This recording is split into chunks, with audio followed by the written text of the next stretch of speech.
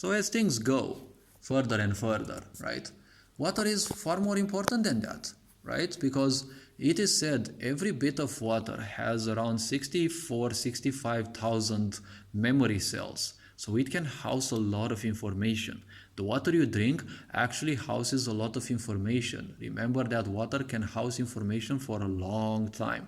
Let's not dive into Masaru Emoto's work, that how you address water, how you function around water, right? You have bottles of water at home. When you curse and mistreat your parents, your family mistreats you. That water also recognizes that.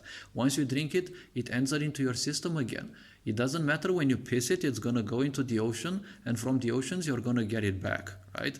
Nature has ways of cleaning that, but there's billions of people in this planet that suffer, right?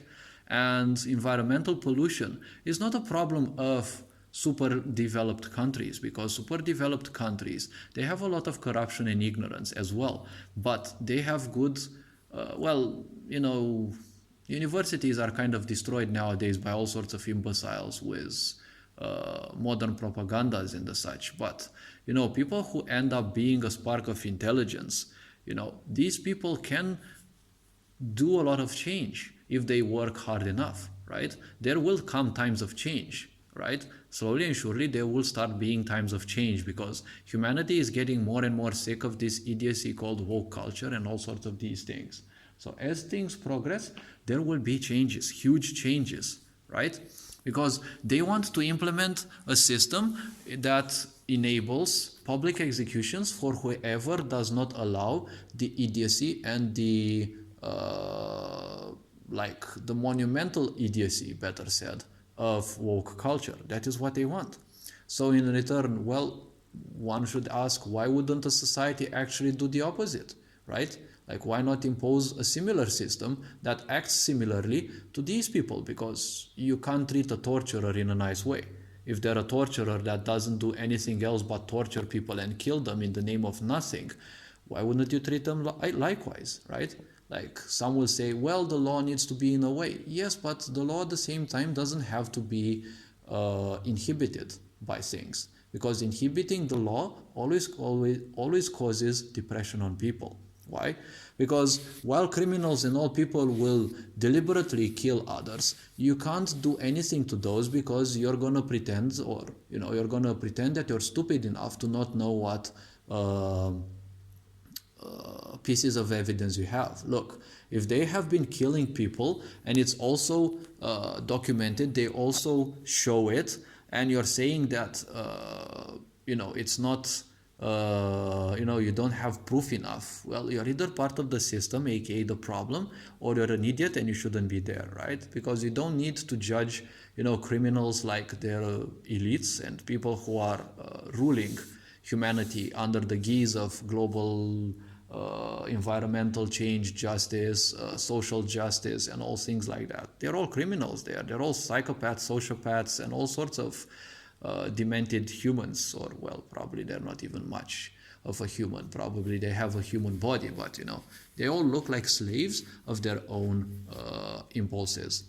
And these people who have murders and the such, they're even telling you up front that they want to kill, maim, and the such.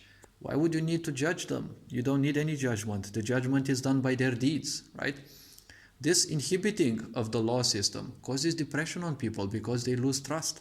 You can't live in a society if there is no trust in society. People will always be depressed, because if something happens, you have a disease, you go to a mediocre medic or to some primitive who has done uselessly some years of faculty. Because why would you give faculty to people who simply can't undertake it, right? A lot of people are simply purchasing their diplomas and they're becoming medics, and your life will unfortunately depend on some of those, right? You have societies like Vietnam, for example, as I heard. I'm not sure if it is still in the present days they have the same mindset, but they say if you are not allowed as a woman to walk alone. See, this is always a super depressing thing, because they are capable of killing a woman if she is alone. Well, I'm not sure if it's the same thing in the present day. Probably it was, in some parts, I'm not sure. But societies that end up in the present day with such a mindset, I'm not saying specifically about Vietnam, I'm speaking in general, Societies that end up with such a mindset, they are definitely fucked up, right? People nowadays are bombarded with so many illusions, so many things that sound ideal to them, especially to people who haven't been given the attention that they need in their families or whatever. They will adhere to anything that will make them feel part of a family. And you have people who have done years of faculty to become medics, like for example, an animal medic, right? A veterinarian or whatever it's called in English, because the word is eluding me. They can be charged legally, right? And they can be sentenced to jail, I even think, in America, because some bozo fucker who believes that they're a cat, they actually walk like a cat or whatever, they don't want to go to a human medic because they call themselves a cat. This is how fucked up society is. And then you have Europe being constantly bombarded by Islamists from Saudi Arabia, supported by Saudi Arabia, who want to overtake Christianity, right? We can see Christianity being bombarded from all directions. Israel is killing people in churches because they were Christian churches, right?